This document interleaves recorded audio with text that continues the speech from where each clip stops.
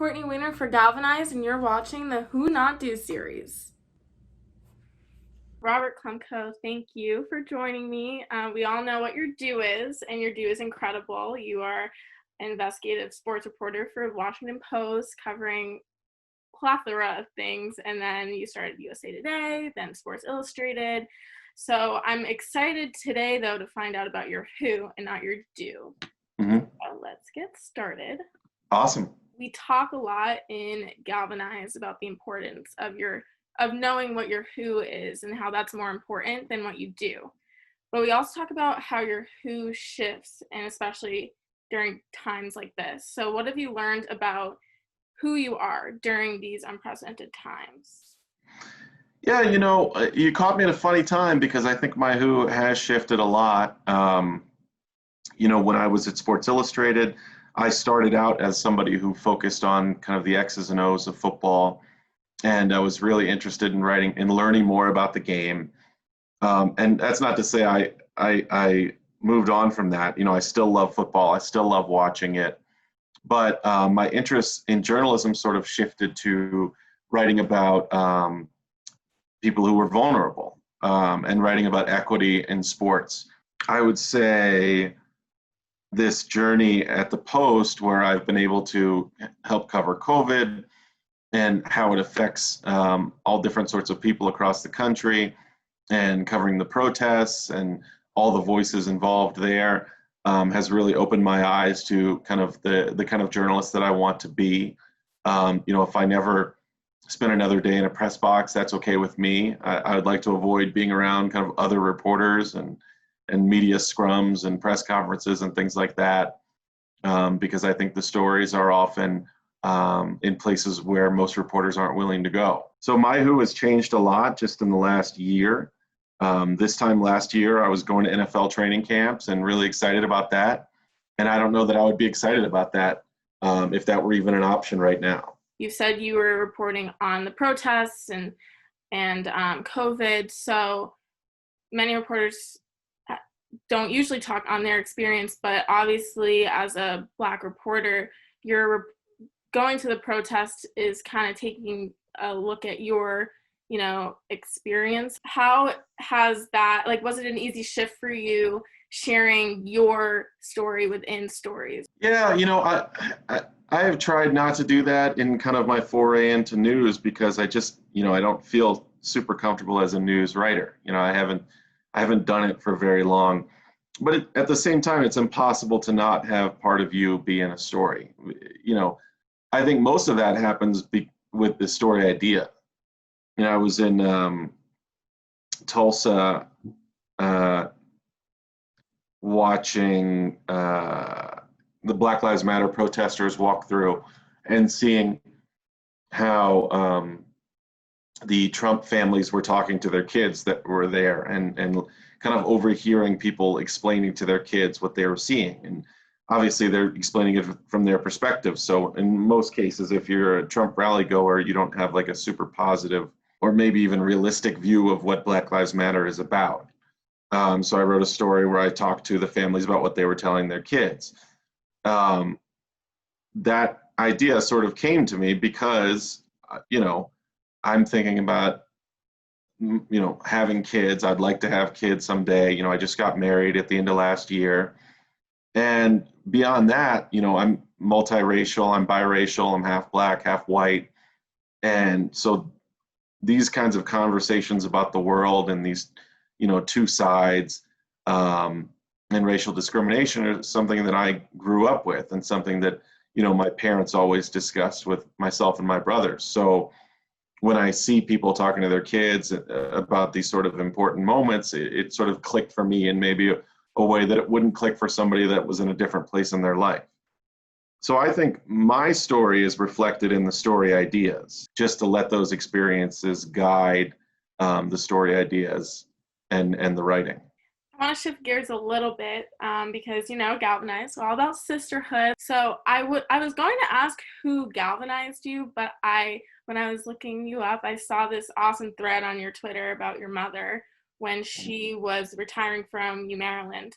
So I kind of want to talk about her a little bit. What's the most important thing that she's taught you that you love to pass on? I think when she got to the University of Maryland, and she was an assistant dean there for a long time, but before that she was a pre-med advisor, and she saw that there was a disparity in the number of Black kids who were interested in the program and went on to go to med school, and the same dynamic for all the other races, but mainly white kids. And so she saw that there was some inequity there, and she tried to understand why it was happening.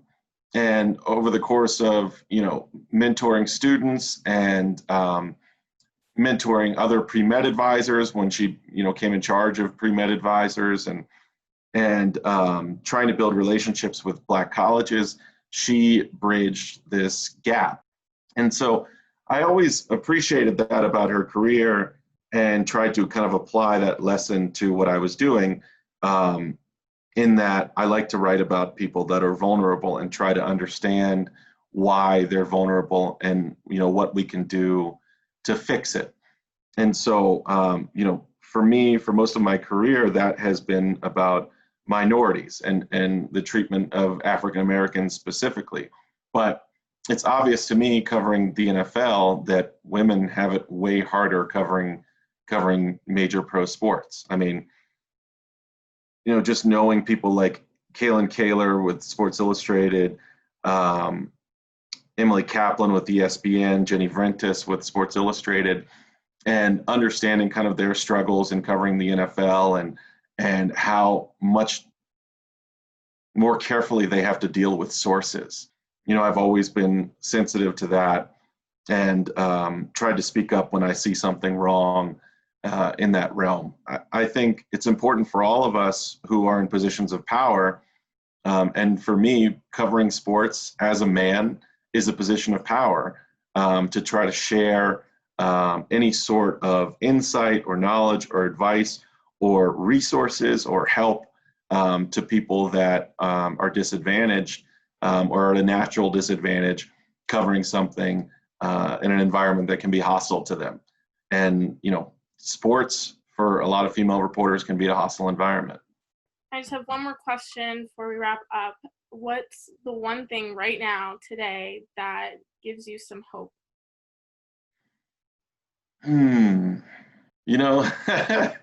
That's a hard question, because if you go on Twitter, it takes like 30 seconds to get depressed all over again, right? Don't go on Twitter after this. Yeah. No, I really enjoyed my experience in Denver when I was teaching high school kids. I was volunteering at a school, and we had a student newspaper that we started at this school for the first time. And understanding really for the first time that the investment that a teacher or a mentor puts into a high school student or a middle school student or a college student or whatever usually is paid back, 2 or 3 times over. There were several kids that I was able to help and mentor in my short time there. A couple of them becoming editors of the paper, who were really empowered by the experience, and it kind of, their success and their growth and development in the writing space and the reporting space inspired me to have kind of a plan for the second half of my career. So I'd like to go to grad school for education, teach high school or teach college, just because I was so inspired by the impact that I was able to have with these kids and the effort that they put into something that they really didn't know anything about. So maybe it's not something out there in the world right now, but there's something inspiring to me about, having this plan for the second half of my life, when I'm, a gray-haired old man and I don't want to fly to Minneapolis anymore to cover protests. I can be in a classroom somewhere and hopefully inspire a student like myself to, pursue a career in journalism that they might not have otherwise. Robert Klemko, thank you so much. I'm such a fan of your do. It's been an absolute pleasure to learn more about your who. So, and especially how your mom helped shape some of that. So thank you again so much for your time. Thank you. I appreciate it.